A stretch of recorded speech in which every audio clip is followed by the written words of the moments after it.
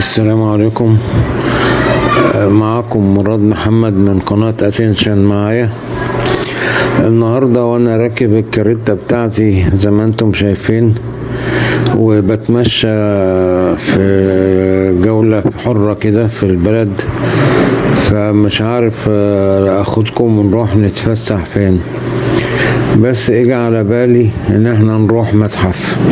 المتاحف دي بتبقى اماكن للزيارة شيقة وحلوة، بتعجب الكبير والصغير وبتعجب مختلف الثقافات يعني. فانا قلت ان احنا مع بعض كده نختار متحف ونروحه.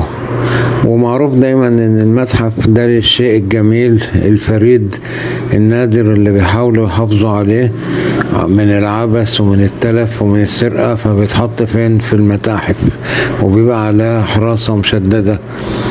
فالمتحف معروف ان هو للحاجة الحلوة، بس النهاردة انا فكرت ان جولتنا تبقى لمتحف من نوع مختلف، متحف للحاجة الوحشة مش للحاجة الحلوة.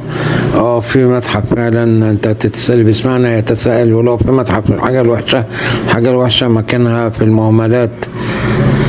لا، في متحف للفن السيء، الفن الرديء، يعني مثلا اصحاب المواهب الفاشلة عاملين لهم متحف، كل واحد يحط موهبته هناك، وخاصة موهبة الرسم، لان موهبة الرسم بتبقى او اللوحة او الشيء المرسوم بيبقى استيعابه اسهل وبيختصر كلام وعبارات كتير. اول هنتعرف بالمتحف اللي هنعمل فيه جولة، هو اسمه متحف الفن السيء في امريكا، وهو ده المتحف الوحيد في العالم اللي بيضم اسوأ اللوحات الفنية لعرضها، وعددهم 600 لوحة او 600 قطعة فنية سيئة.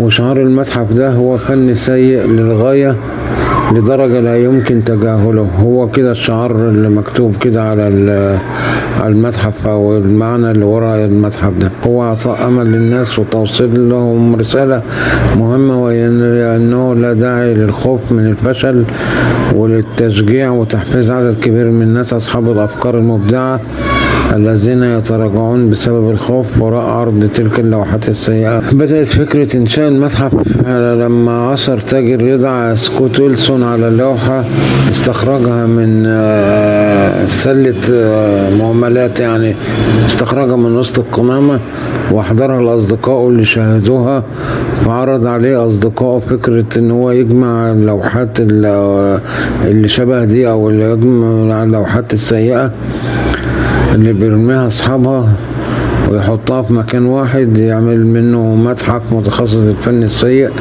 وبالفعل جرب وغامر وعجبته الفكرة ونجحت الفكرة، والمتحف زاروا ناس كتير وبقى له مرتدين وزوار، وابتدى طبعا يبقى مشروع ناجح ويكسب من وراه. المتحف طبعا اتعرض لانتقادات واتهم انه ضد الفن والذوق العام، استهزاء بيه وبفكرته وبصاحبه، لكن صاحب المتحف او المسؤولين عن المتحف ما اهتموش بالانتقادات ديت، لانها فكرة جديدة وفكرة ناجحة، وهم برضو متمسكين برأيهم ان ده الفن الهابط دوت او اللوحات السيئة دي دافع للمبدعين ان هم يخرجهم او يطلعهم احسن ما عندهم، وما اهتموش بالانتقادات الموجهة لهم.